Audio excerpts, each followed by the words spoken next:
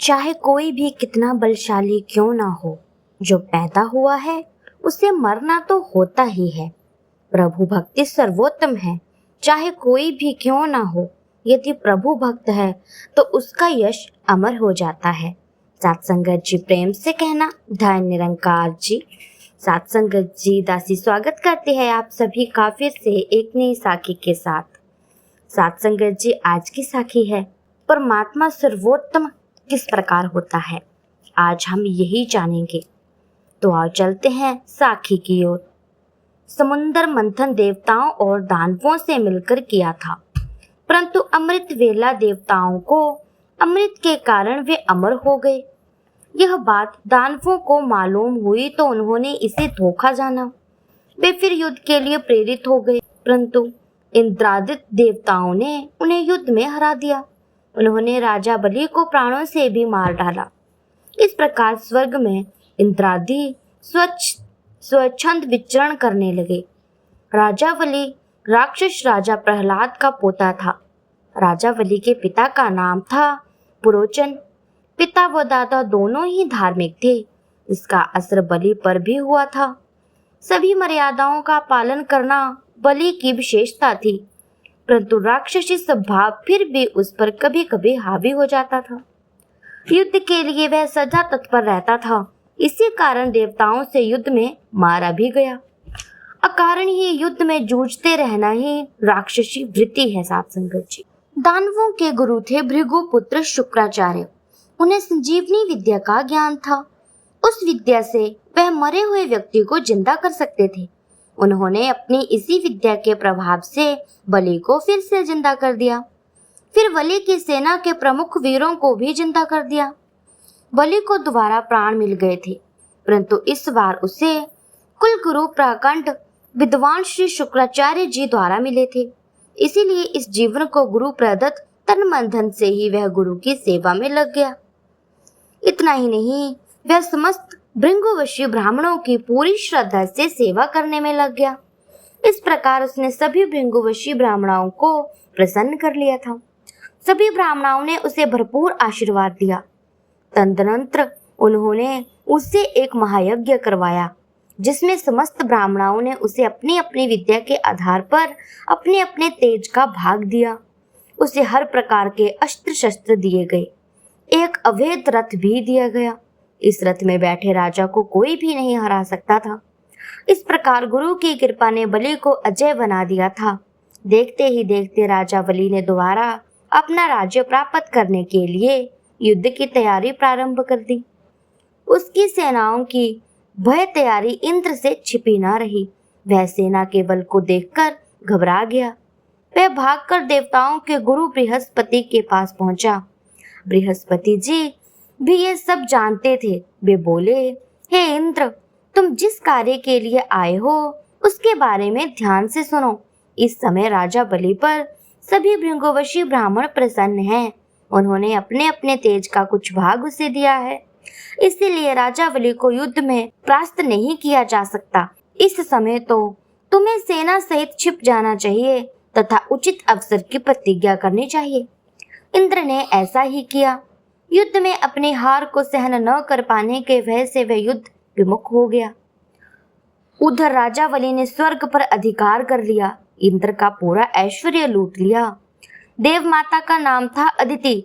वह ऋषि कश्यप की पत्नी थी। अपने पुत्र इंद्र की हार से वह बहुत उदास हो गई थी।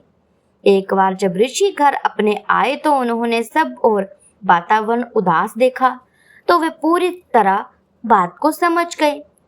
उन्होंने अदिति से कहा कि भगवान विष्णु से संतान के लिए प्रार्थना करो। अदिति ने वैसा ही किया। अपने निश्चित समय पर अदिति के गर्भ से एक पुत्र ने जन्म लिया। इसी को वामन अवतार के नाम से जाना जाता है। इधर महाराज बलि और एक यज्ञ कर रहे थे। उन्हें अजय बनाने के लिए उनके गुरु शुक्राचार्य जी ने यह यज्ञ करवाना प्रारंभ किया था। नियमों के अनुसार यज्ञ के चलते ही बीच बीच में दान दक्षिण दी जाती थी। श्री वामन उसी छोटी अवस्था में ही बलि के द्वारा चलाए जा रहे उस यज्ञ की ओर चल दिए। ब्राह्मण रूप को देखते ही बलि ने उन्हें दान मांगने की बात कही। श्री वामन जी ने पहले बलि को उसके दादा प्रहलाद जी की सत्यनिष्ठा प्रवृत्ति की याद कराई, जिसे याद कर राजा बलि अपने वचन पर और दृढ़ हो गए। तब उन्होंने कहा, हे ब्राह्मण, तुम्हें दान देने का मैंने फैसला कर लिया है, इसलिए जो तुम मांगोगे मैं तुम्हें दान में दे दूंगा। इस पर वामन बोले, हे राजन, मुझे तो केवल 3 पग जमीन ही चाहिए। राजा बलि ने फिर कहा, हे ब्राह्मण, तुम मुझसे कोई पूरा देश मांग लेता तो भी ठीक होता। मेरा तो पूर्ण लोकों पर ही राज्य है, फिर भी तुम्हारी जो इच्छा हो वो मांग लो। इस प्रकार कहकर उन्होंने विधिवत संकल्प कर लिया। इस पर फिर क्या हुआ साथ संगत जी? बस फिर क्या था, श्री वामन जी अपने रूप का विस्तार करना प्रारंभ कर दिया। उन्होंने एक पग में पूरी पृथ्वी को नाप लिया, दूसरे पग में उसने शेष सभी लोक नाप लिए, तीसरे पग के रखने के लिए कोई स्थान शेष नहीं बचा। तब वामन ने पूछा, अब आप ही बताएं कि मैं तीसरा पग कहाँ रखूं?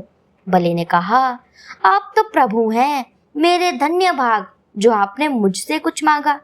अब आप कृपया करके ये चरण मेरे ही सर पर रख लें। श्री वामन ने अपने तीसरे पग को बलि के सिर पर रखकर उसका सर्वस्व ही ले लिया। इसे राजा बलि ने सहर्ष दे दिया। यहाँ भगवान सिर पर पांव रखना यानी अहंकार को हराने की बात भी हो रही है साथ संगत जी।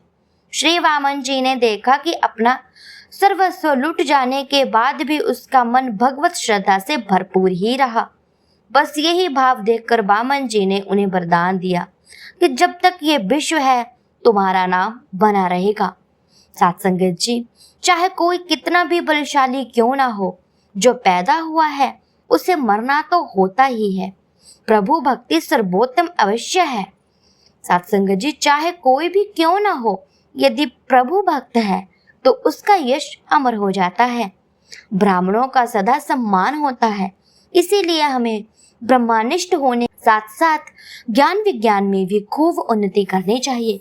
तो साथ संगत जी, इस साखी से हमें यही सीख मिली है कि हमें कभी भी ब्राह्मणों से या जो भी कोई शक्तिशाली भक्त होता है साथ संगत जी, वो बहुत ही शक्तिशाली होता है, यदि हम उससे पंगा लेने जाएंगे तो हम तो हारेंगे ही। इसीलिए साथ संगत जी, ब्रह्म ज्ञानियों से पंगा लेना बहुत ही महंगा पड़ता है। तो साथ संगत जी, दासी इस कहानी से यही संदेश आप जी संतों महापुरुषों को देना चाहती है कि आप इस ब्रह्म ज्ञान की प्राप्ति कर लें, ताकि इस कलयुग में आपका कोई भी बाल बांका न कर पाए। तो साथ संगत जी, वीडियो अच्छी लगी हो तो प्यारा सा कमेंट और लाइक ज़रूर कीजिएगा। ऐसे ही वीडियो के लिए चैनल को सब्सक्राइब ज़रूर कर लीजिएगा। मैं फिर से हाजिर होंगी नए विचारों, नई साखी के साथ। तब तक के लिए धन्य निरंकार जी।